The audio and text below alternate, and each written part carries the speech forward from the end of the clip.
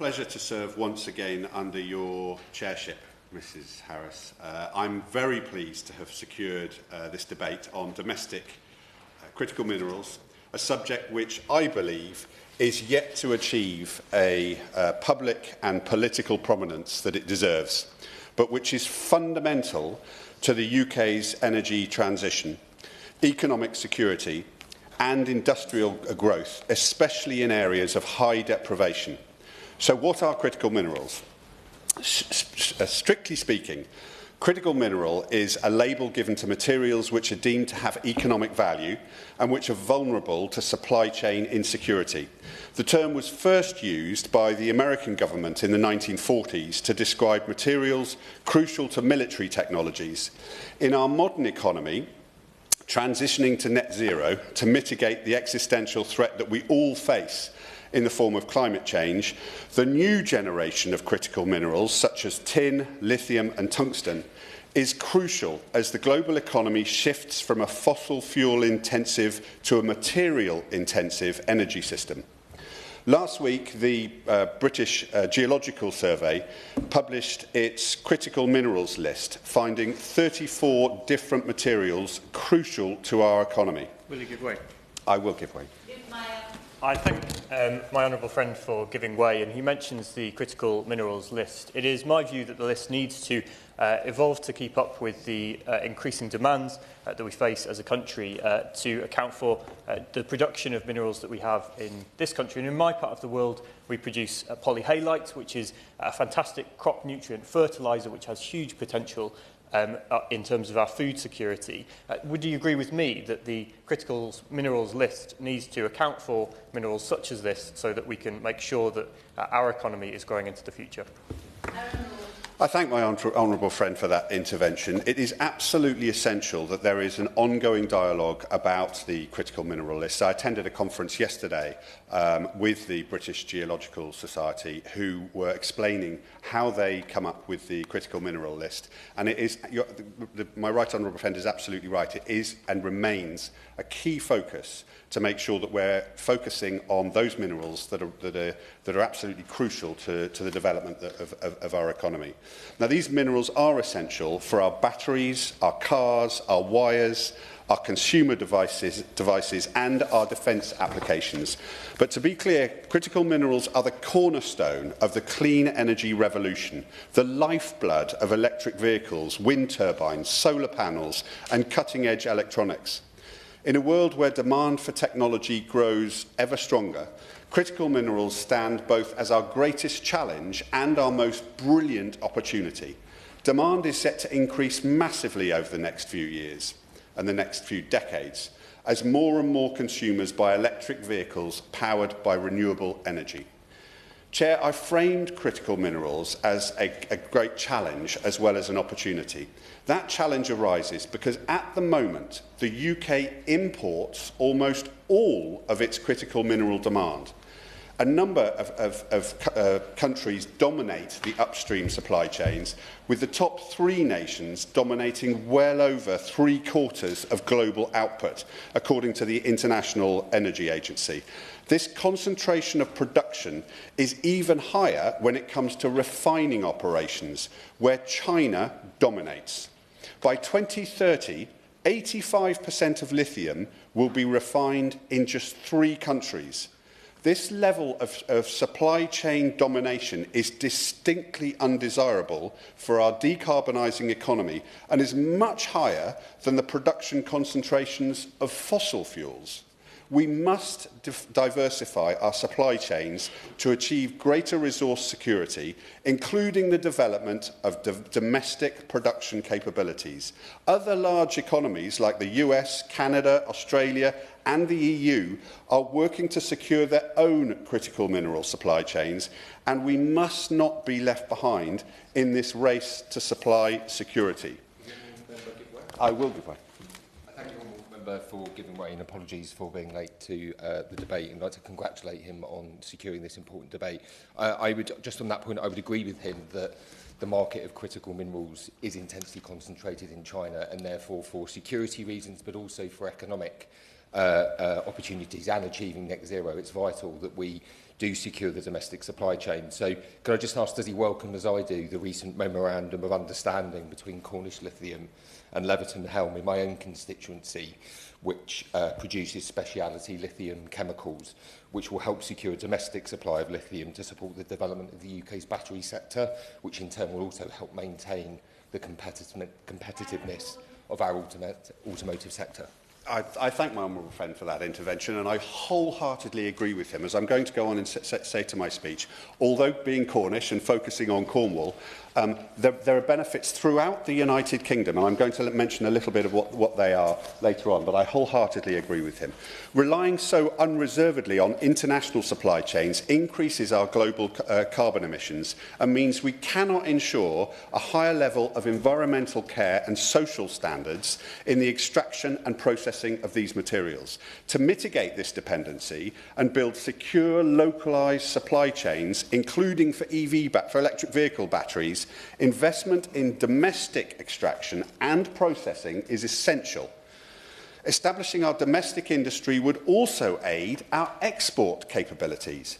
Our significant lithium reserves could be upstream of a developed battery industry, in turn feeding into the demand for electric vehicles, which are predicted to increase by 30 times up to 2050.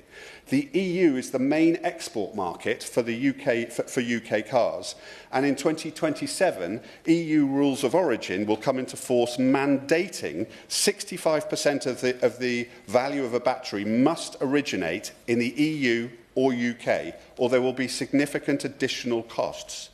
Developing domestic industry will keep our exports compliant with these rules and will keep us protected against any other rules on environmental credentials. So let's consider the critical mineral resources which the UK possesses. From my own constituency in the heart of Cornwall to Wales and Pembrokeshire, County Durham, Cumbria, County Tyrone in Northern Ireland, and up in the Central Highlands of Aberdeenshire, the UK is littered with critical mineral potential. Most significantly of the green transition, we find reserves of lithium, tin and tungsten in economically viable quantities. You may also appreciate that these key areas have been mined historically and are all areas of significant socio-economic deprivation. If we can create an environment for a domestic industry, there is significant potential for wealth to be held in these communities in the form of good, well-paid jobs. On this, I would like to discuss the particular opportunities in Cornwall with which I am most familiar. I will give way. My honourable friend is making a compelling case, not just for the national security implications of critical minerals, but also the huge economic benefits to be welcomed too. Given that, would he welcome the government's commitment to bringing forward a new strategy around critical mineral security for this country? And does he agree that that will bring benefits not just for those regions that are blessed with these minerals in natural supply, but also for companies like Panther Metals in my constituency of Hitchin, who will be able to help deliver a bigger part of the supply chain nationally in the future? I thank my honourable friend for his intervention, and I wholeheartedly agree once again with the desire for this government to be really focused on critical minerals and hopefully developing the critical mineral strategy as a core part of our overall UK industrial strategy. But I'll be talking a little bit more about that later, but I thank my honourable friend for that. Lying beneath our land in Cornwall is the Cornubian batholith. A mass of granite rock, which is harder to say than you'd think at 20 to 10, a mass of granite rock in which lithium-bearing mica was first discovered in 1825. In recent years, the extraction and processing of this resource has been developed by two enterprises, Imerys British Lithium and Cornish Lithium, as previously mentioned by my honourable friend. The UK lithium demand, this is really significant. The UK lithium demand is projected to be 80,000 tonnes a year by 2030, with geological reserves in Cornwall covering a significant proportion of that demand over the next few decades. I want to point out that even though this demand of 80,000 tonnes per year is projected, we currently have no domestic supply. Both companies have received significant investment, and just this year, Cornish Lithium has opened its first processing facility, refining battery-grade lithium hydroxide locally in Cornwall.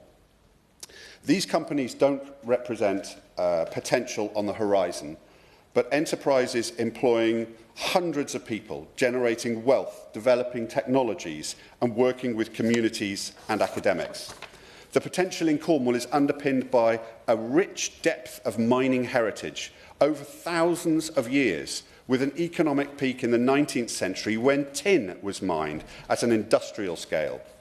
Before the price collapsed and jobs moved to other places around the world, the last tin mine closed at South Crofty, in the heart of my own constituency of Camborne, Redruth and Hale, in 1998. When it did, the following words were graffitied on a closed gate. When Cornish lads are fishermen, and Cornish lads are miners too, when the fish and tin are gone, what are Cornish boys to do? But today, a firm called Cornish Metals is working to reopen South Crofty tin mine, draining it of water as we speak, so that work can start again to meet the severe supply shortages of tin worldwide, which the global economy now faces. I've been down South Crofty mine myself, and while not a geologist, it must be said, I am convinced that the objectives of Cornish Metals can and indeed must be achieved.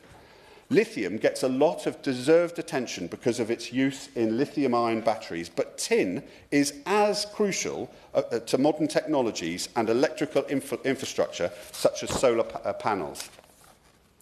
Cornwall hosts the third highest grade tin deposits in the world. It is the highest grade tin deposit which is not currently mined. South Crofty and much of Cornwall more generally represents a unique blend of ancient mining heritage, geological reserves and community support. This comes alongside a cluster of companies and expertise in and around educational institutions such as the world-leading Camborne School of Mines and the University of Exeter based in Penryn, which has more top 100 climate scientists than any other university in the world. The UK's burgeoning critical mineral industry could be a game changer by helping pressures on communities like mine, generating jobs and wealth. With these communities in mind, it is fundamental that domestic production works for local people and the natural environment so that we do unleash that Cornish Celtic tiger. As an officer on the Critical Minerals APPG, alongside my right honourable friend, the member for St Austell and Newquay, I'm in close contact with the industry. We attended a Critical Minerals Association conference yesterday and will attend another industry conference on the future of mining later this week. Industry leaders have made it very clear to me that there is a serious gap in the midstream supply chain for batteries, including magnet development. Much focus is on the upstream, but these gaps must be plugged as well. Industry is crying out for domestic production, guaranteed by government, whether as a set tonnage or as a percentage of demand on a sliding scale. This would reassure mining finance, which is relatively risk-averse. In that vein, I ask the government to consider implementing de-risking financial instruments like price floors, as well as considering mineral extraction projects, such as the Enterprise Investment Scheme, which provides tax reliefs for investors supporting small and growing enterprises. The industry suffers from a long development timescale and high upfront costs, which both need to be considered as government tackles this country's industrial and planning issues. Giving more support to the industry will increase its credibility as a possible career path in the education system. Camborne School of Mines, the UK's only dedicated mining college and perhaps the world's most famous, offers sector-specific undergraduate courses, but we require greater focus on STEM subjects at GCSE and A-level alongside apprenticeships. To conclude, and I'm sure honourable members will be relieved, to conclude... Yes, I will give it. Thank you. Australia is the world's largest lithium producer, but nearly all of their lithium is exported to China for battery production there, and there is very little domestic battery production in Australia. Does he not agree with me that the UK, if follows the path that my honourable friend wants us to take, should not fall in the same trap, and we also need to have the upstream demand as well as the production in terms of mining. Yes, I thank my honourable friend for that intervention. Yes, he's absolutely right. As I mentioned earlier in the speech, the risk here is that we have a very small number of dominant players from areas of the world that potentially for the UK and for the West are geopolitically sensitive. And so it's absolutely crucial that we focus now on our own domestic critical mineral production so that we've got that security going forward. I entirely agree. To conclude, critical minerals are the elephant in the room when it comes to the energy transition. We must capitalise on the UK domestic potential. How we extract these materials, how we capture supply chains and how we develop technologies to recycle critical minerals as well will only become more important. I have focused on the cluster of businesses in Cornwall, but Northern Lithium, Green Lithium and Wearside Lithium in the north of England represent other acorns of industrial potential that we must support. Northern Lithium itself is targeting production of over 10,000 tonnes of battery-grade lithium from brines, having secured mineral rights over 60,000 acres. Just last week, Water Cycle Technologies from the University of Manchester developed new technology in producing battery-grade lithium from UK-sourced brines. We have to acknowledge the scale of the challenge at hand in order to generate a rising tide that will lift the whole industry.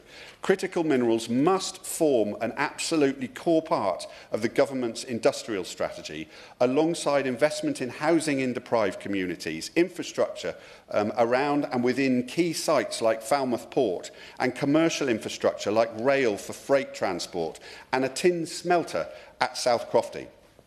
Currently, tin produced in the UK would have to be shipped to East Asia to be smelted and then shipped back. This creates extensive carbon emissions through shipping and offshores the jobs and infrastructure in the supply chain that we need domestically.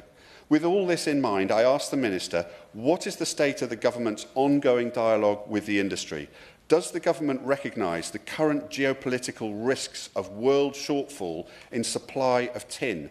And will the white heat of the UK's critical mineral industry form a key part of the government strategy? These are the challenges of today, which, if overcome, will deliver the UK's critical mineral security, create thousands of jobs in deprived communities, and accelerate our drive towards a fossil fuel-free future. I remind members that should they wish to speak, they need to stand during the debate. The question is that this House has considered the domestic production of critical minerals. Jim Shannon. Thank you very much, Madam Chair. A real pleasure to serve under your chairship. I'm sorry I missed you yesterday, but I've got back on line today again, so really nice to be here. Can I first of all thank the honourable gentleman for Camborne and Redruth for leading today's debate. He enthusiastically put forward the case for critical minerals and with the evidential base that quite clearly he has from his constituency. And I think it's vitally important. And sometimes this debate, Madam Chair, may not be I can use the most sexy debate, but it's a really important debate, because what it does bring forward the important issues that very often are forgotten about, or maybe aren't acknowledged, or maybe not known. So the honourable gentleman has done this House a service today in bringing forward this, and we thank him for that. I'm aware, Madam Chair, of the minerals within Cornwall and how a range of these very critical minerals are required for numerous industries within the United Kingdom of Great Britain and Northern Ireland. Minerals such as lithium, as cobalt and graphite, which have a high risk to supply disruption, are at the centre of debates like these. And it is truly great to be here to give a Northern Ireland perspective on the issue to enable us to play our part as well. The honourable gentleman mentioned County Tyrone. He said beforehand he's going to mention Northern Ireland. He's done that. I'm going to refer to County Tyrone and a few others as well to add to the debate and hopefully enhance the scope of what we're trying to achieve. The British Geological Survey published a report in 2023 which has identified numerous areas around the UK as prospective areas for critical raw materials. For Northern Ireland, these areas were in Mount and Mid-County Tyrone, and these critical minerals are essential for the transition to the green economy. And we can't ignore, some people think they can ignore the green economy. No, you can't. It's very important to have that central to our policy as we move forward. and the creation of jobs in the tech, in the defence and in the automotive industries. In specific, Madam Chair, there are numerous critical minerals which are found and historically mined in Northern Ireland, such as iron ore and coal as well.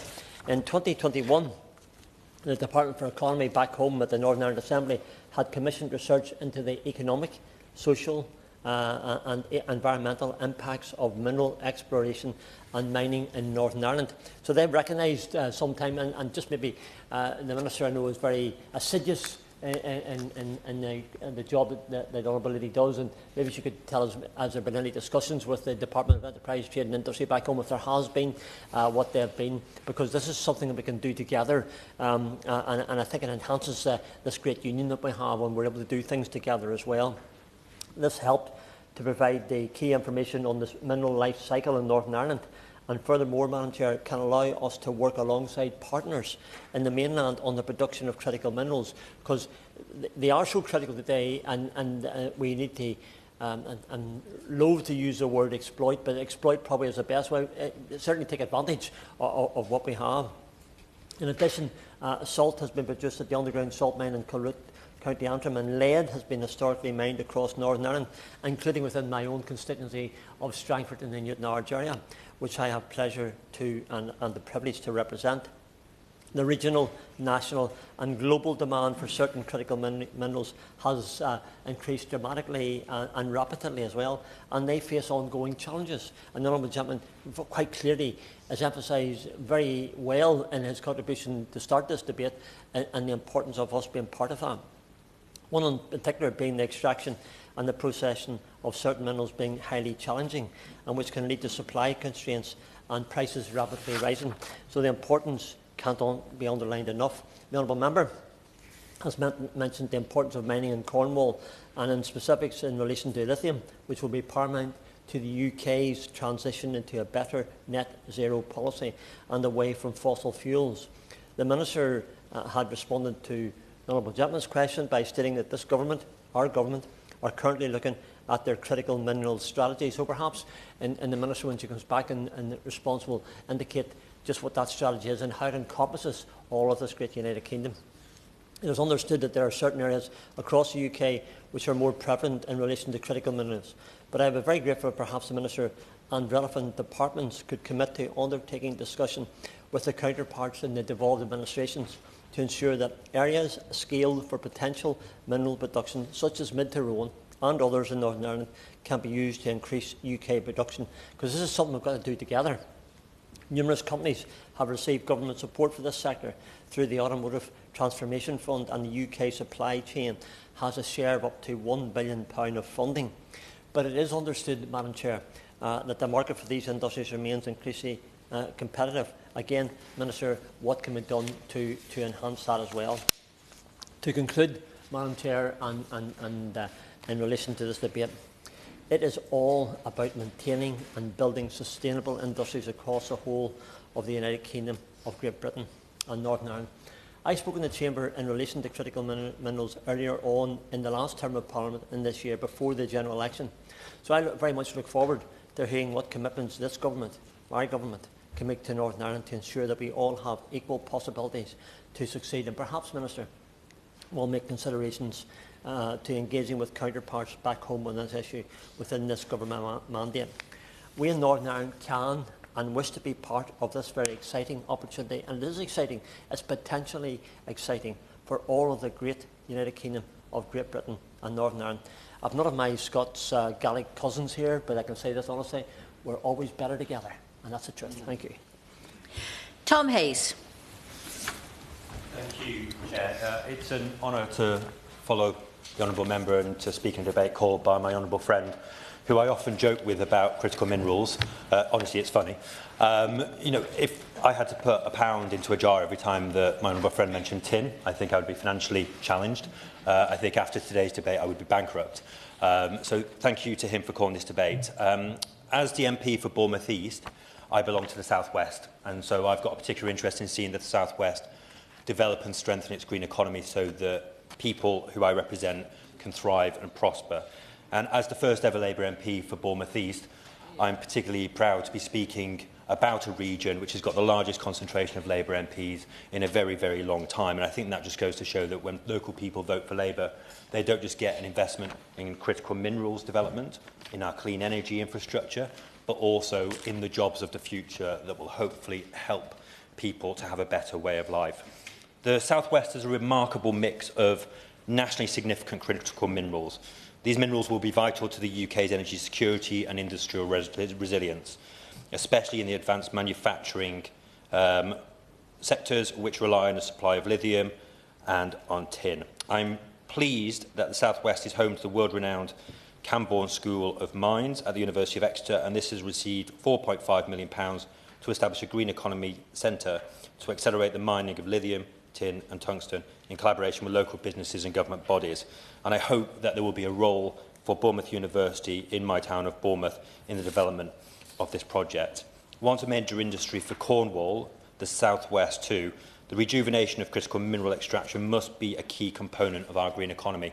And really the reason for that is that when this government came into power, it inherited a very difficult cost of living crisis. Because the government that we replaced had left the country exposed to fossil fuel dictators, we saw inflation rise up to 10, 11%, a third of that driven by the gas shocks prompted by the invasion of Ukraine.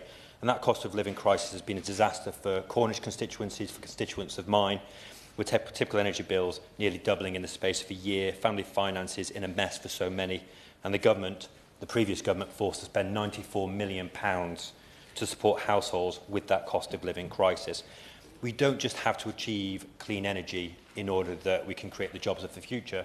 We have to achieve clean energy in order to ensure our country is no longer exposed to the whims of fossil fuel dictators. And I think it's worth reflecting on the fact that the last government ducked and dithered and delayed some difficult decisions around critical minerals, which left us in this difficult place. Every time that the previous government did duck and delay, they denied our country the clean energy infrastructure that we needed. The Climate Change Committee's report, published 2 weeks after a Labour government came to office, laid bare the true reality. It says, last year the previous government signalled a slowing of pace and reversed or delayed key policies. The announcements were given with the justification that they will make the transition more affordable for people, but with no evidence backing claims. And the Climate Change Committee's assessment was that only a third of the emissions reductions required are currently covered by credible plans. So I do welcome this debate today to bring to the fore critical minerals, to bring to the fore the contribution that Cornwall can make to our clean energy revolution, and to bring to the fore that the faster we go, the more we will be secure. The faster we go, the more we will create jobs. The faster we go, the faster we will tackle our climate crisis. I thank my honourable friend for calling this debate, and I thank everybody who will contribute to it, because I think together this House will have the solutions that we need in order that we can all be in a better place. Noah Law. Thank you, honourable friends for Bournemouth East and from Camborne and Redruth for securing this vital debate, and thanking again the member for Camborne and Redruth for a very thorough introduction to critical minerals. I must begin by declaring an interest as the chair of the All-Party Parliamentary Group for Critical Minerals. In my capacity as chair, I hope to champion the UK's critical minerals sector, encouraging the government to use all economic and educational levers available to support UK domestic production, stimulate growth and ensure that we exploit the sector's vast untapped potential. In my constituency of St Austell and Newquay, we are privileged to sit atop the heart of the largest lithium resource in Europe, and it's a vital mineral for the green energy transition, as we've all heard. For those not familiar with the properties of lithium, it's a key component in batteries that power electric vehicles, as well as being essential for the renewable energy storage that we need, but many other crucial technologies of a low-carbon future besides.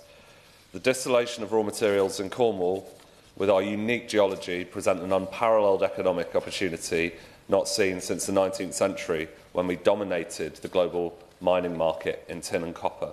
So let me stress the magnitude of that opportunity and what it potentially means for Cornwall. Lithium mining so offers the chance to revitalise that legacy in both a way that stimulates Cornwall's economy and turbocharges our country at large's clean energy mission. And it's therefore imperative that the government supports the development of this burgeoning sector and works with cutting-edge businesses like Cornish Lithium, which is pursuing environmentally responsible lithium extraction from geothermal waters and from hard rock with really pioneering technology. By doing so, Cornwall can emerge as a leader in critical mineral production globally, with benefits cascading across local and national economies. On a broader scale, securing that domestic supply of critical minerals is not just a matter of economic opportunity for local people in my constituency, Cornwall and beyond. It's a matter of national security. And currently, the UK is overly reliant on imports from nations such as the DRC, and many of the countries in that supply chain sit squarely within either the Chinese or Russian sphere of influence.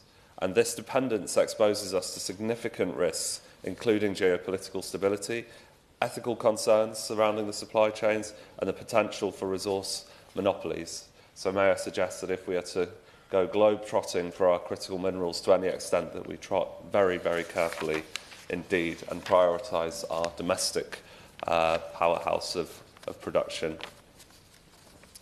Investing in that domestic production, especially lithium, will strengthen our energy security, reduce those vulnerabilities, and ensure that the transition to renewable energy is underpinned by a resilient and ethical supply chain. And Cornwall, as said, is uniquely positioned to contribute to this national ambition, but we're also able to spread the wealth that will come from that production epicentre in Cornwall across the whole of Britain and Great Britain and Northern Ireland. But for this industry to flourish, we must address the skills gap, and institutions like the Camborne School of Mines that we've already heard about, but also Truro STEM Centre, are at the forefront of educating the next generation of workers for this industry. I also look forward to the investment forthcoming in Cornwall College in the next year or so, as historically this has been an excellent source of talent for further education. And the potential is immense. We've got potential for over 100 degree-level apprenticeships that could be offered at Camborne alone, and a similar number available of mineral processing apprenticeships in Truro. But each major player in the critical minerals industry forecasts a need to train around 300 staff, and that's just in terms of direct employees. That's not to speak of the vast supply chain required, making it ever more crucial that we harness local talent to plug into this. To achieve this, we must provide the necessary resources for those teaching institutions, and that includes incentives to attract and retain skilled teaching staff who may well be working in these very lucrative industries and find it difficult to justify coming back to teach the next generation. So the government should consider additional measures in terms of funding or salary enhancements to ensure that those educators are not drawn away by the competitive salaries offered within the industry itself overseas. Further education deserves the parity of funding and esteem, given its vital role in growing this vital industry. And it's also crucial that we align Skills England's methodology with the reality of those emerging industries to capture the nascent but fast-growing demand for those skills.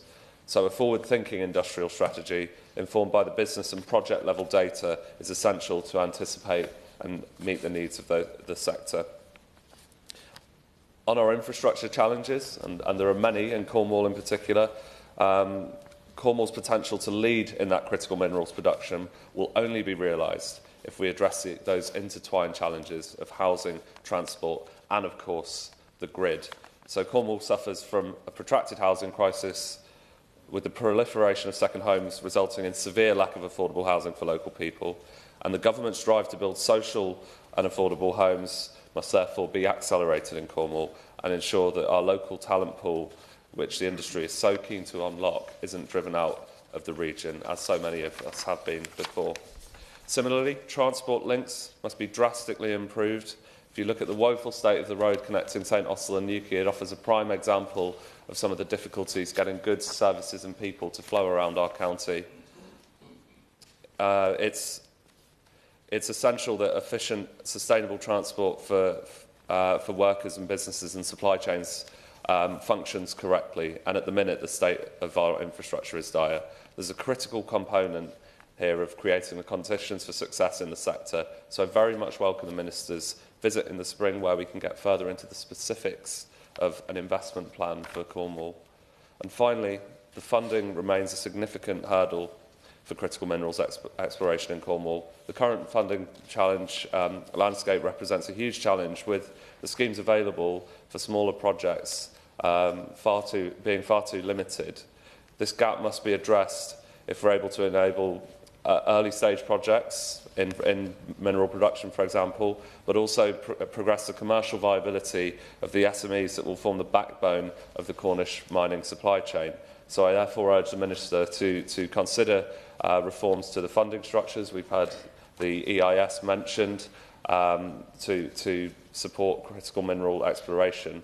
And I think it's a great shame that we have some of the world's finest overseas development, export and offtake finance institutions, but our ability to support homegrown mining companies with offtake and other specialised financing agreements that support the UK's energy security is not good enough. So by providing that tailored financial support, we can unlock the potential of this sector and ensure that domestic supply chains are robust and self-sustaining and bring that prosperity to our proud clay country villages in Cornwall and across the country more widely. In leading the debate this morning, my honourable friend for Camborne and Redruth has underscored just how vital it is for our national security, our energy resilience and our climate goals that we secure this domestic production of critical minerals. With its rich mineral resources, skilled workforce and support of this government, Cornwall is uniquely placed to succeed in this sector and be at the epicentre of the critical minerals revolution. And by seizing that opportunity, we cannot just transform Cornwall into that global hub for sustainable critical mineral production, but also inspire a model of regional generation that places communities and climate action at its heart. So let us ensure that the rewards of this industry are shared as widely as possible and secure that thriving future for Cornwall and set the standard for the rest of the United Kingdom. Lib Dem spokesperson Andrew George. Thank you very much. Mrs Harrison, it's a pleasure to serve under your chairmanship and congratulations to the Honourable Member for Camborne and Redruth, not only for bringing this vitally important issue to the attention of this House, but also the manner in which he introduced the issue and emphasised the vital importance, as I say, of the subject itself. We've had a number of speakers and contributions to this debate, both in the form of interventions and in speeches, and certainly the Honourable Member for Middlesbrough and Cleveland emphasising the importance of keeping the whole strategy under review. The Honourable Member for Basingstoke, who's no longer in his place, emphasising the importance of the strategy, ensuring that our national security is protected in the manner in which our policy is produced.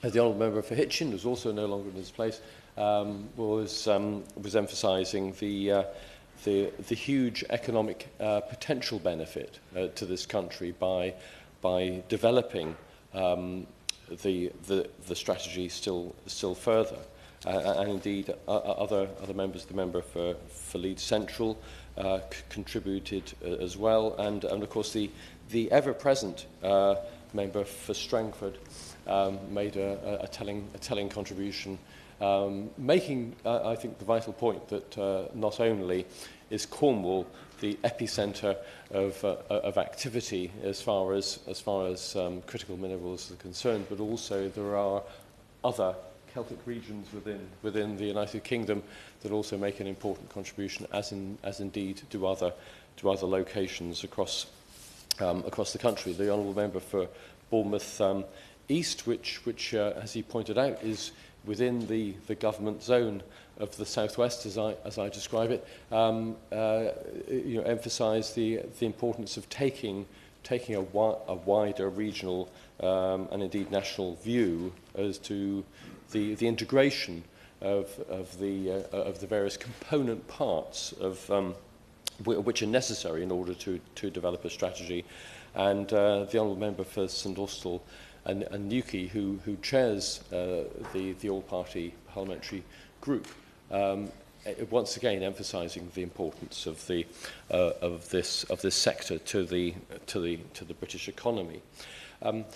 What I think is also important is that whilst the establishment of a clear strategy, and one which, to be fair, the previous government had established a strategy in 2022, which is a building block on which the current government can build, and also establish the critical minerals intelligence centre, which is held by the British Geological Survey. Again, a building block on which to develop future strategy, and it does need to be developed. It can't be left where it is. It's important to emphasise, I think, that not only is this vitally important in terms of the country's intention to address climate change itself, but also the integration of climate change and indeed nature conservation. When you look at the issue of extraction of lithium, for example, in Cornwall, or indeed the extraction of any precious component or indeed metal from Cornwall's remarkable geography, one has to consider the nature conservation consequences. And what I find most particularly pleasing is that in fact, for example, in the old member for St Austell and Newquay's constituency, there is a strong working relationship between Imerys and local nature conservationists. I mean, for example, only recently it was detected that the little ringed plover, which is a particularly vulnerable species, is now breeding in what was originally the clay wastes of the clay country, and within the area in which lithium is likely to be extracted in future. And it is possible, by working together, in other words, those extractive industries and nature conservationists, to actually accommodate each other within the same environment. And I think it's really important that as we go forward, that conversation goes on. Like the Honourable Member for Campbell and Redruth, I indeed went down South Crofty, but this was before it closed in 1997, below 3,000 feet. And I certainly agree with him, and certainly hope that South Crofty will be opening again soon, and making a very major contribution to the Cornish economy.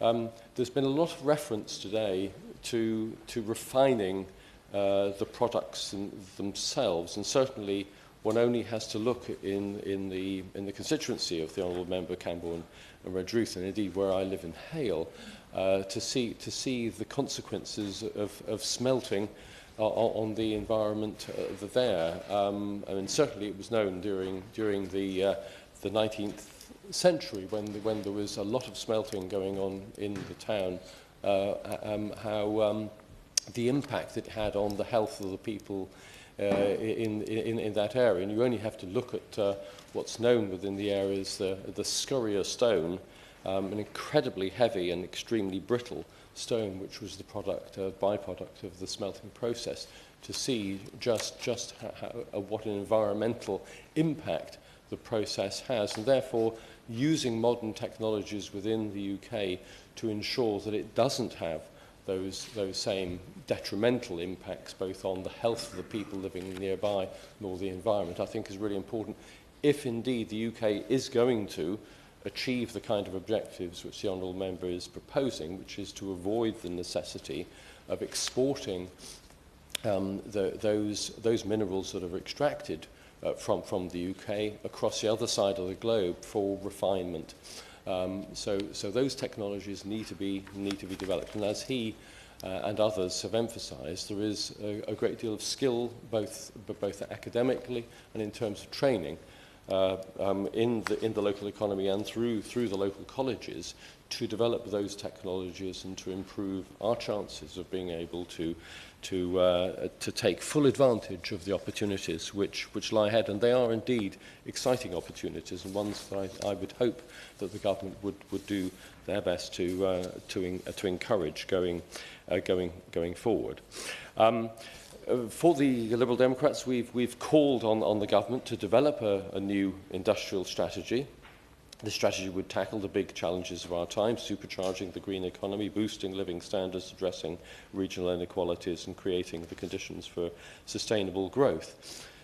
Rebuilding businesses and investor confidence by committing to fiscal responsibility and respect for international treaties and the creation of a stable business environment, effectively communicating the objectives and tools of the industrial strategy to industry, and to provide clear signals for investment and consistency and confidence for future business decisions, and to create broad access to training and skills for the purposes of developing apprenticeships, and then setting up incentives for research and development, decarbonisation and the take-up of digital technologies, especially amongst SMEs, and ensuring that the UK's regulatory research and development and tax frameworks are geared towards fostering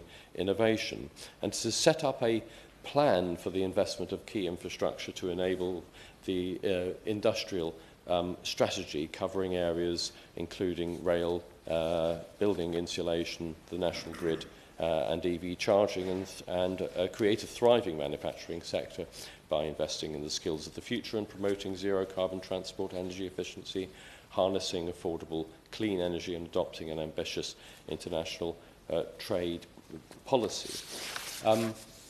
And of course, we would want to re-establish the Industrial Strategy Council and put it on a statutory footing, and to ensure vital oversight, monitoring and evaluation of the industrial strategy, and to explore ways to improve interdepartmental work across government departments. One response which we've had from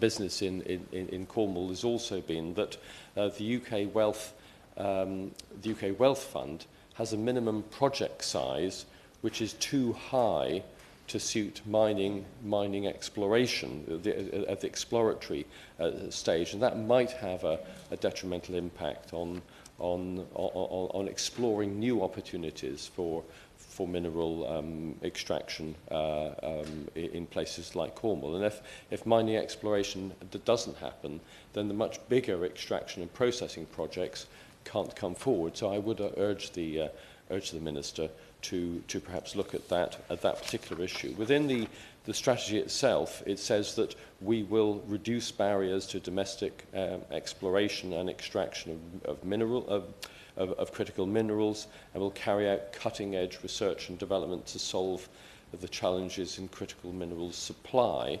And it also goes on to say, promote innovation and re-establish the UK as a centre of critical mineral and mining expertise. But Cornish mining companies say they face years of bureaucratic hurdles simply to get the government to recognise their status as R&D-led companies, which of course is vital to their application for the EIS tax relief. So I'd be interested to know whether the Minister believes that it's doing all that it can to enable that kind of research and development within the sector. I'm delighted that the Minister will be coming to Cornwall next year.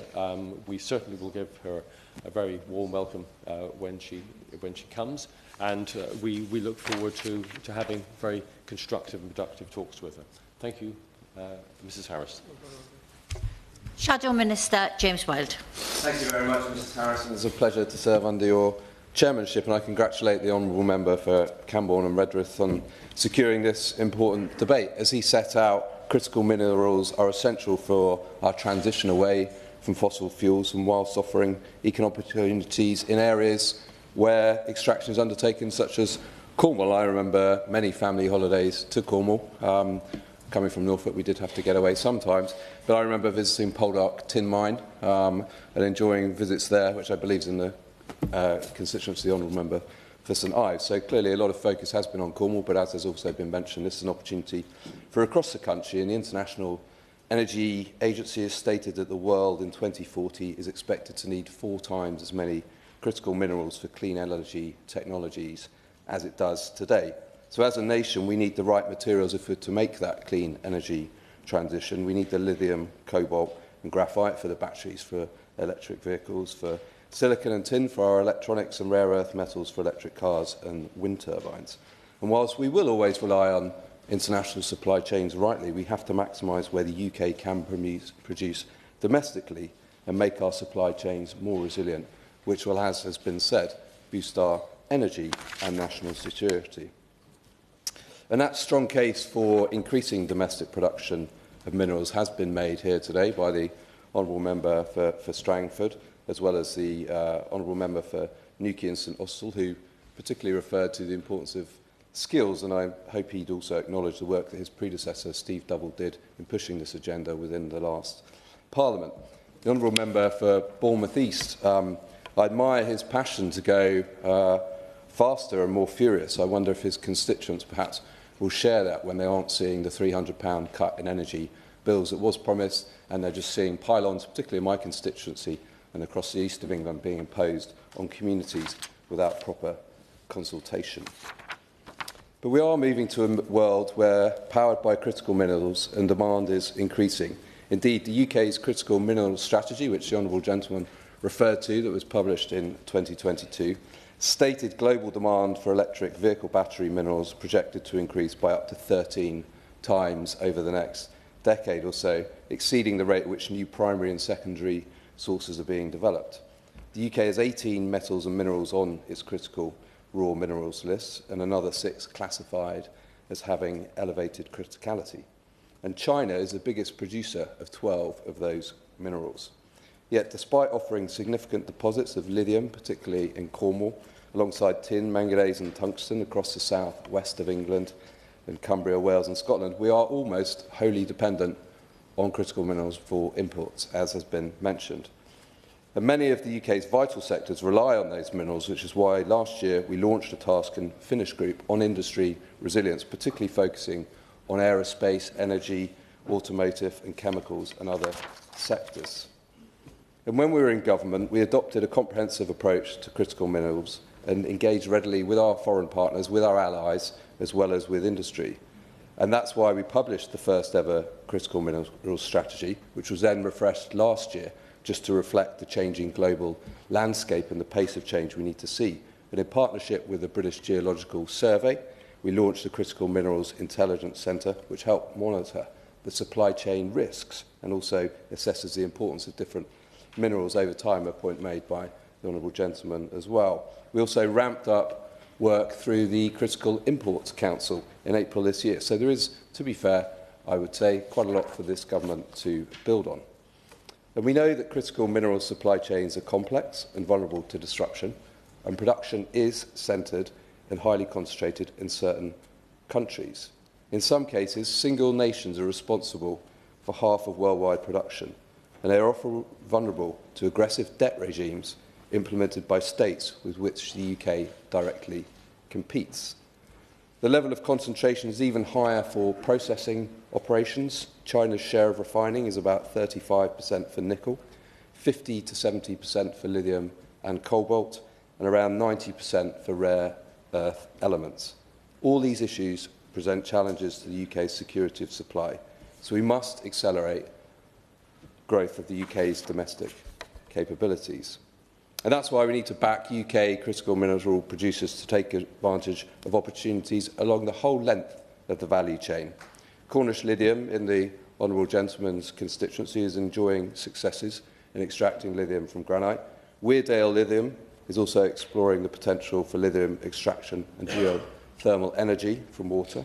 Green lithium, I think, has also been referred to, plans to build and operate the first UK merchant lithium refinery in Teesside. So those opportunities are around the country. And the UK is also well placed to lead on midstream processing, including the refinery and materials manufacturing, building on the globally competitive chemicals and metal sectors that we enjoy.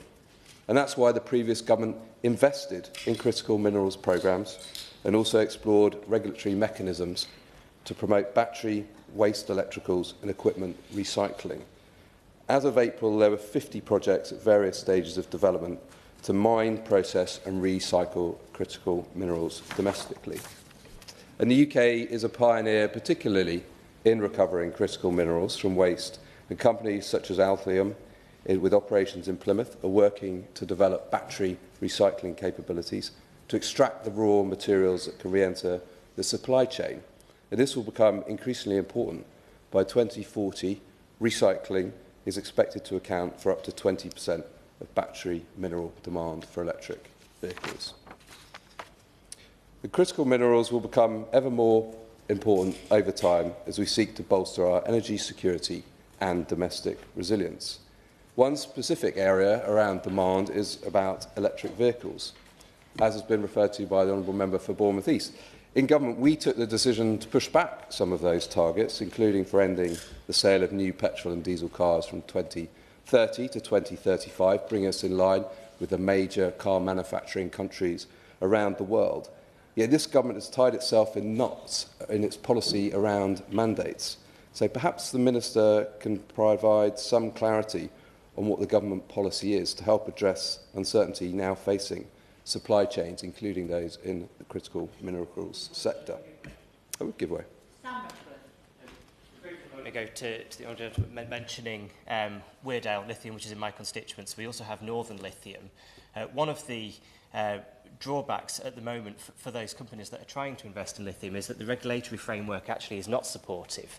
They're talking about two-year waits for the Environment Agency for planning to enable them to do what they're doing. And may I also just gently say that Nissan in Sunderland were not at all happy that their plan that they already had a plan in place to hit the 2030 target for electric vehicles, and they're going to stick to their original plan, but they want a government that's going to match their ambition. I'm grateful to the Honourable Gentleman, and forgive me, I didn't realise it was in his constituency, otherwise I would have acknowledged that. I think he's absolutely right in terms of the issues we face on a regulatory side. Every MP who deals with companies will know the difficulties that the Environment Agency bring them and the slowness of decision-making and the lack of certainty that there can be in place. I think different car manufacturers have different views in this country alone. I acknowledge the point that Nissan have made, but other companies within this country have taken a different view.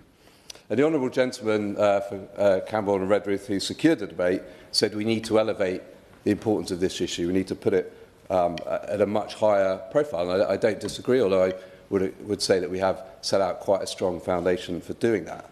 And given the centrality of this issue, I have to say I was surprised that there was only one passing reference to critical minerals in the government's industrial strategy published a month ago.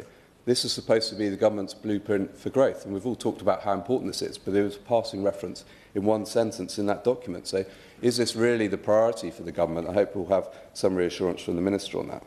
And finally, we've just had a budget that has seen business confidence plummet as a result. And whilst there's an abundance of minerals in the ground, especially in areas across the country which need investment, that need more jobs, does the Minister recognise the damage that's been done to the UK's attractiveness to investment as a result of the measures in that budget? And apparently the Minister is going to announce that next year the government will launch a critical minerals strategy. Wow. Given the importance, why is there a lack of urgency from the government to do that? It joins a long list of other consultations and commitments that will come in a year. They've had 14 years to get ready, but seemingly aren't. Industry needs certainty about what the plan is to ensure that our critical minerals supply chains are strong, sustainable and resilient for now and for many years to come. And let's hope the Minister can offer them that security.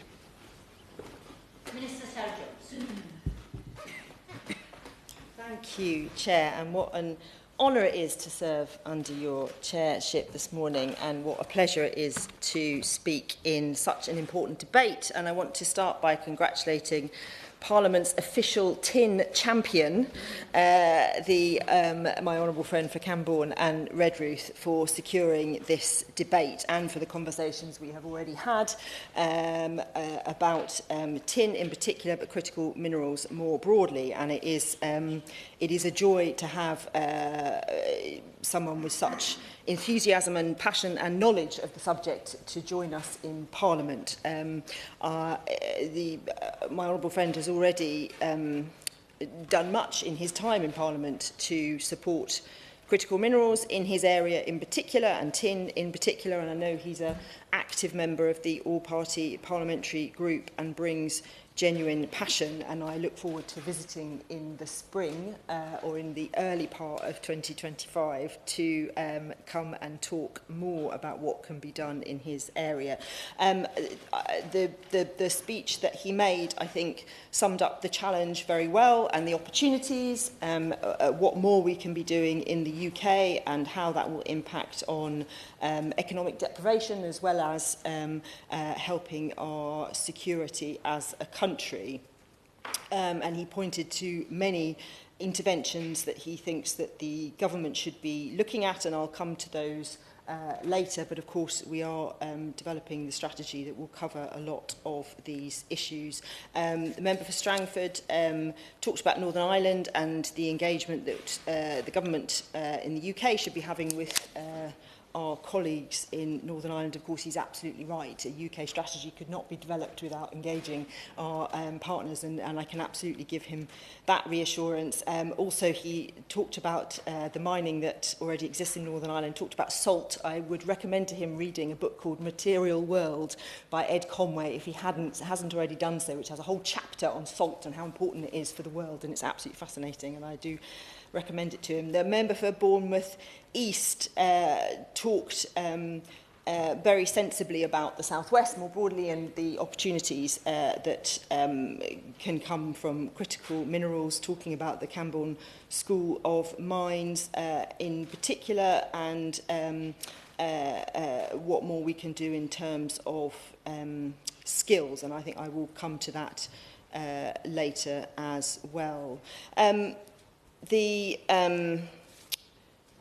opposition spokespeople, the opposition member spokesperson for the Lib Dems, made a very thoughtful speech, and I agree with a lot of what he was saying, and I think he will be pleased with what we have done. He referenced, as did the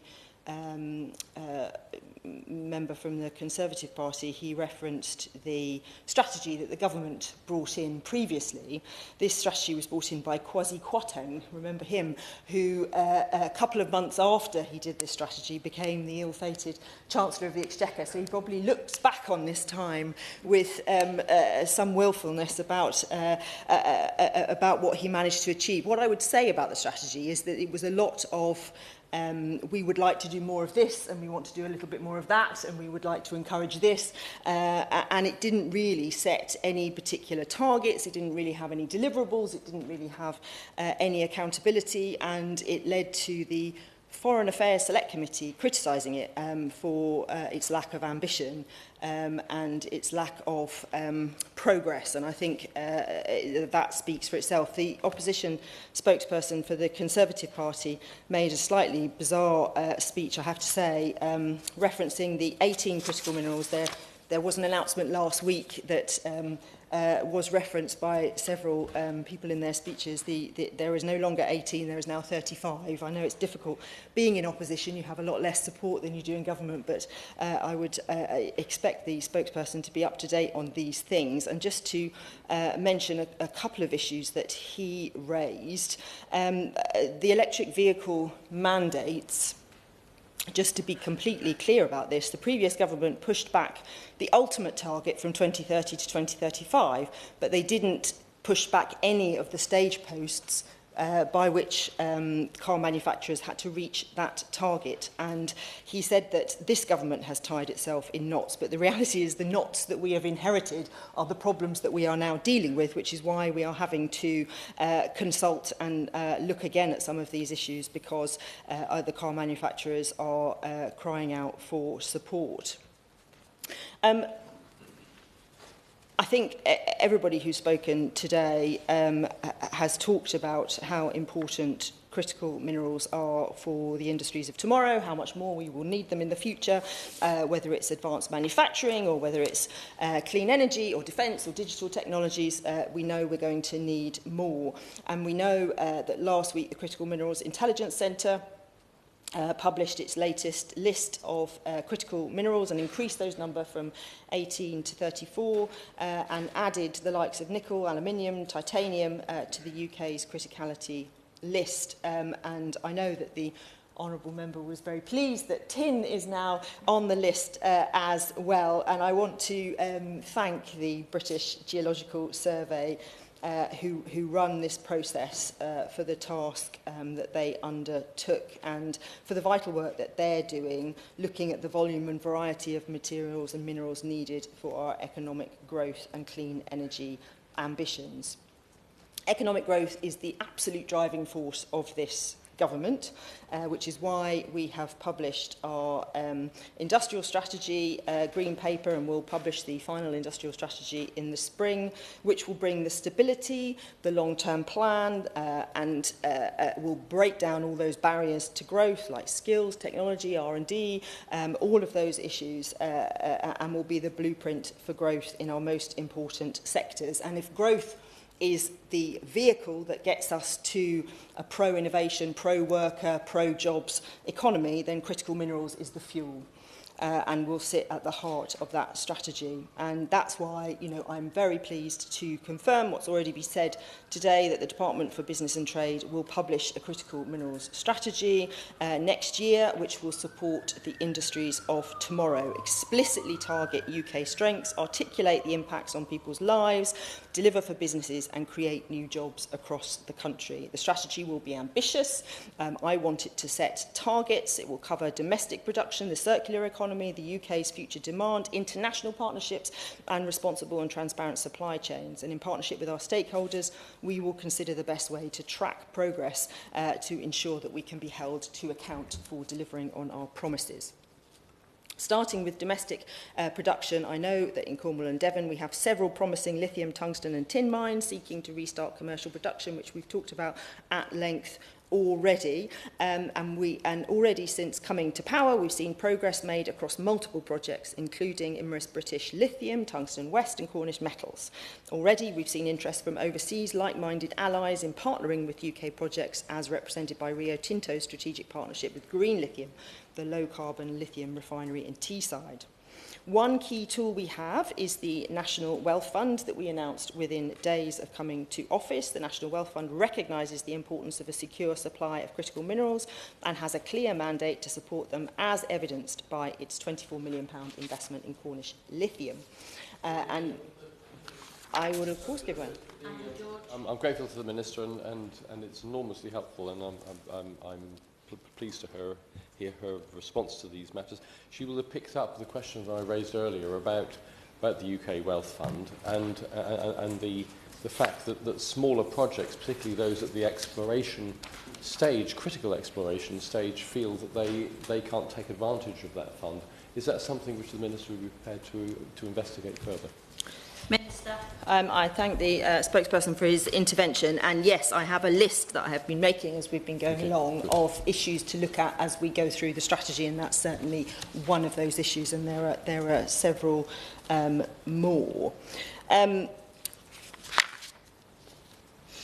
With our new strategy, we want to see more success stories right across the UK, from Cornwall to County Durham and beyond. And indeed, as I've already said, the new strategy will represent all 4 nations of the UK. In Wales, the Royal Mint can now recycle electronic waste to recover critical minerals. In Northern Ireland, Ionic Technologies delivered a successful feasibility study for its rare earth oxide facility in Belfast. And in Scotland, we've seen a resurgence in mineral exploration for nickel, lithium, manganese and more. Indeed, as has been said, the UK boasts some of the largest lithium reserves in Europe. Industry forecasts reveal that by 2030, the UK may be able to produce 50,000 tonnes of lithium per year, every year for 20 years. To put that into perspective, that would meet over half of the UK's demand for electric vehicle batteries. And beyond lithium, the UK also possesses the world's largest platinum group metal refinery in the form of Johnson Matthey in Royston, as well as the only Western source of rare earth alloys in the form of less common metals in Cheshire. I hope this paints the picture of the growth potential for critical minerals, and unlocking this potential will, of course, require policy support as well as private investment. That's why our strategy will seek to attract billions worth of international investment. But we all know we can't refine or mine our way into meeting the huge quantities of minerals that not only the UK but the whole world requires, which is why the strategy will also place greater emphasis on making the most out of the minerals that surround us. In other words, recycling critical minerals like for industrial batteries and wind turbines. Analysts say that EV battery recycling alone could provide almost half of the required battery minerals by 2040. We have set up a critical minerals ministerial group, which is jointly chaired by the Secretary of State for DEFRA and myself, and our new critical minerals strategy will drive ambitious reform to promote recycling and the retention of critical minerals within the UK economy. In the meantime, I'm delighted to see that the recycling of battery minerals is now in scope of the Automotive Transformation Fund, and it's great to see innovative businesses like Altinium benefiting from that funding by working to bring critical minerals recovery from lithium-ion black mass to the UK. Beyond battery minerals, the UK is also building on its world-leading R&D strengths. In September, Innovate UK awarded £3.9 billion to 9 UK projects working to increase the security of supply of rare earth elements as part of the Climates Fund. Our strategy will be undermined by data, mapping out UK industry demand for critical minerals. DBT is partnering with the Critical Minerals Association, Materials Processing Institute and the Fraser-Nash Consultancy to evaluate the opportunity for increasing recycling and midstream processes to take place on these shores. We will also make use of the Critical Minerals Intelligence Centre and its forthcoming foresight studies detailing demand in key technologies.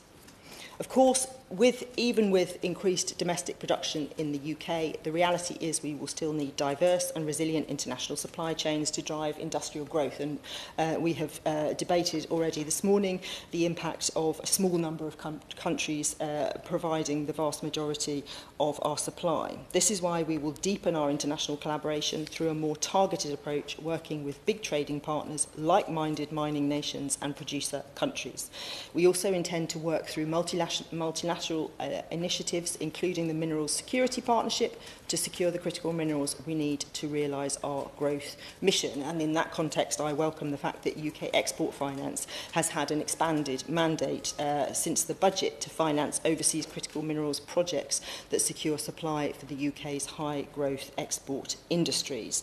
And we must, in this context, of course, be mindful of the importance of responsible mining. A responsible supply chain is a much more resilient one, apart from anything else, and that must be embedded into everything that we do.